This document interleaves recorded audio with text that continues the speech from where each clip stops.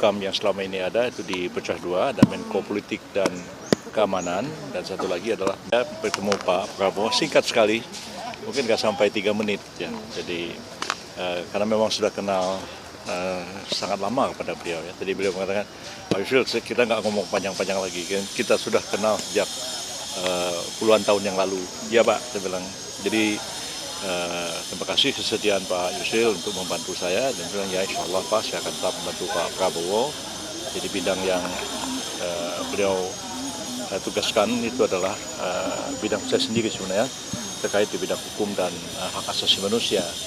Jadi sekarang ini ditarik ke atas, jadi ada Menko yang menangani masalah hukum dan HAM itu, yang tugas-tugasnya nanti akan mencakup juga selain Kementerian Hukum dan HAM, tapi juga ada kementerian lain, lembaga-lembaga lain yang internal pemerintah, ya, imigrasi yang juga akan keluar dari Kementerian Hukum dan HAM, dan kemudian lembaga pemasyarakatan juga akan keluar dari itu di bawah koordinasi dari Kemenko Hukum dan HAM, dan juga kita tahu bahwa yang terkait dengan penegakan hukum itu akan dikoordinasikan bersama-sama sepanjang itu merupakan satu lembaga yang berada di bawah pemerintah, seperti misalnya juga kejaksaan, kepolisian, KPK tentu tidak, karena KPK adalah lembaga yang independen berada di luar pemerintah. Berarti Pak Yusril tetap di bidang hukum dan HAM nih Pak? Ya. Menteri Hukum dan HAM berarti apa ya? Bukan, Menko.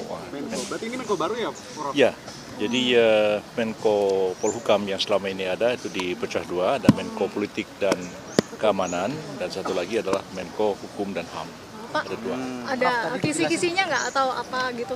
Nggak ada. Tadi dijelasin nggak, Prof, kenapa Polhukam itu kemudian dipecah? Oh, enggak dijelaskan.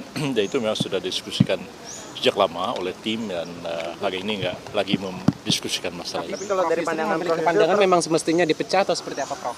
Ya bisa juga dipecah, karena memang ruang lingkup tugasnya itu memang cukup besar. Kalau sekarang ini ada Menko Hukum dan HAM, memang betul-betul fokus kepada pembangunan hukum dan penegakan hukum itu sendiri. Jadi dipisahkan dari politik dan keamanan. Pak, ini kan berarti tugas baru, kementerian baru gitu ya, berat nggak untuk Bapak? Enggak juga sih sebenarnya, dulunya pun saya sudah menangani masalah yang sama. Masalah hukum dan HAM juga, cuman pada waktu itu di bawah koordinasi dari Menko Polhukam. Jadi bidangnya sih tidak sama sekali baru buat saya. Pak Yusril.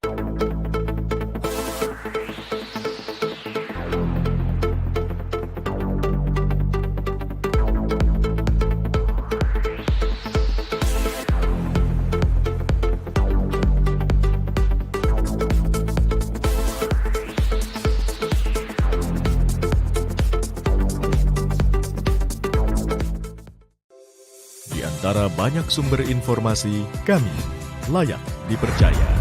Karena kami menggali lebih dalam, berpihak pada kebenaran,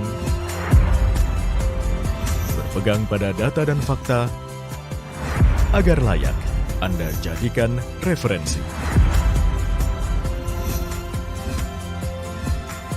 Kompas TV, independen, terpercaya.